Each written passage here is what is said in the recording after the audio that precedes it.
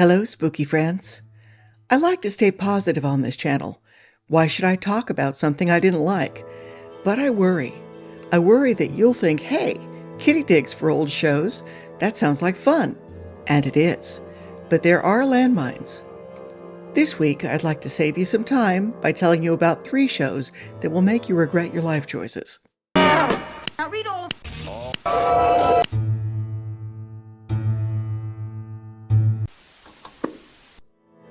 Number 1. Beyond Westworld. A few weeks ago I talked about the 1973 Westworld movie being scary as hell. The studio tried to duplicate it twice, with the ill-fated Future World and this entry, the show Beyond Westworld. To say they failed is an hilarious understatement. Beyond Westworld aired in 1980. 5 episodes were made, and only 3 aired before cancellation. They had it coming. There's the occasional interesting guest star, like a hippie Renee Auberjonois, but otherwise the cast is mostly unremarkable with the exception of Connie Selica. Little effort is put into effects. I have a feeling this was a very cheap production. At first, I thought there was no mystery at all to the show. In the pilot, we're clearly introduced to the bad guy Quaid. He even makes his megalomaniacal speech right away. But on the second episode, I got it. It's Is It Cake? Robot Edition. Every week, the team goes to someplace different and meets a small group of people, a football team, a rock band, etc. And one of those people is a robot, and we have to figure out who. The show is fast-paced, confusing, and often goofy, but not on purpose. Scary? Absolutely not. It's barely interesting. The scariest thing that happens is in the first episode. Remove eye shields, now! It's cake! One thing that genuinely upsets me about this show is that it got a full DVD release in 2014. It makes me wish Warner Group had produced all those canceled shows I love. You can watch the whole thing on Amazon Prime or from the Internet Archive. I do not recommend it. Number 2. Veritas, The Quest. I have a confession. This show is objectively awful, and yet by the end of the 13-episode run I was kinda sad it ended. Despite the massive amounts of stupid, the characters grew on me. I found this one researching Cynthia Martell's for my video on Strange Luck, where she played the police psychologist. Here, she is an oddly robotic tech expert. I kept expecting her to turn out to be cake. Now, I love a treasure hunt, real or imagined. I have put up with some awful direct to get my fix. Veritas scrapes the bottom of that barrel. Each week, the team easily finds something that people have searched for hundreds, perhaps thousands of years. Of course, there's a competing team of bad guys, the Dorner, who always show up to take things away, but don't worry, our guys always get the relic back. The thing is, you can't really do a treasure hunt show like that. Finding clues every week, sure. But a pyramid in Antarctica? Davinci's Lost Diary? You're gonna run out of stuff, guys. VTQ, as the fans call it, is very compressed and can be confusing because they're trying to tell a big story in 45 minutes. But that's not entirely why it's terrible. You see, the dumb is strong with this one. For example, Second skull was found on a sunken atoll in the Indian Ocean. Third skull was found by you in Niger. Well, that's a triangle. oh dear Lord, of course 3 points form a triangle. I can't even with these guys. Also, they claim to be archaeologists, but I've watched years of Time Team and I know better. If there's an ancient, irreplaceable plaque in between them and the object of the week, they just pry it up. No, you absolute butter knives, you can't do that. Each episode, they find a new culture, real or made up, to basically steal something from.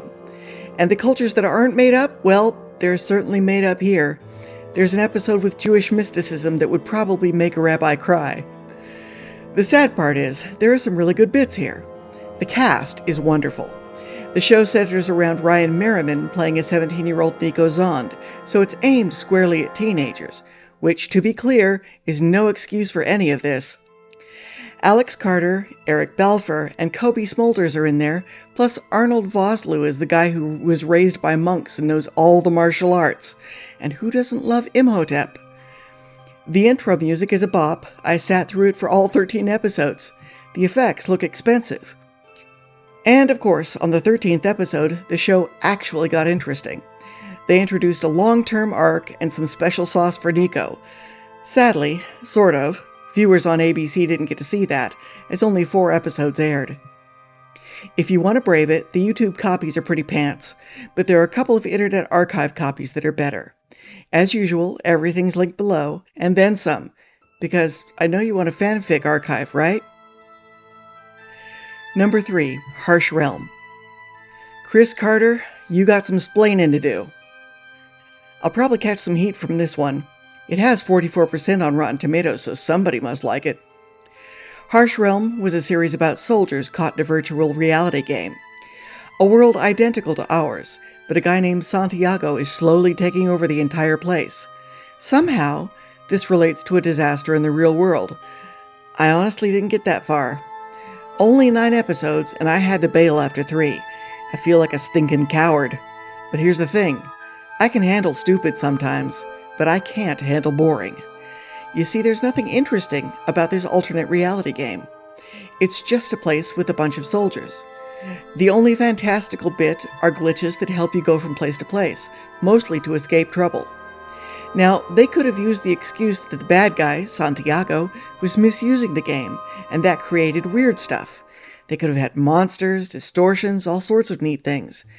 But it's pretty clear they didn't have the budget or the imagination. There's just no reason for this harsh realm to exist. It could have been some military fantasy set in an alternate timeline. Perhaps I bailed too early, but there doesn't seem to be anything that makes Harsh Realm special, and that makes the whole show flat. The cast is just okay. The lead guy, Hobbs, is played by Scott Bairstow, and is a good compliment for the dullness of the rest of the show.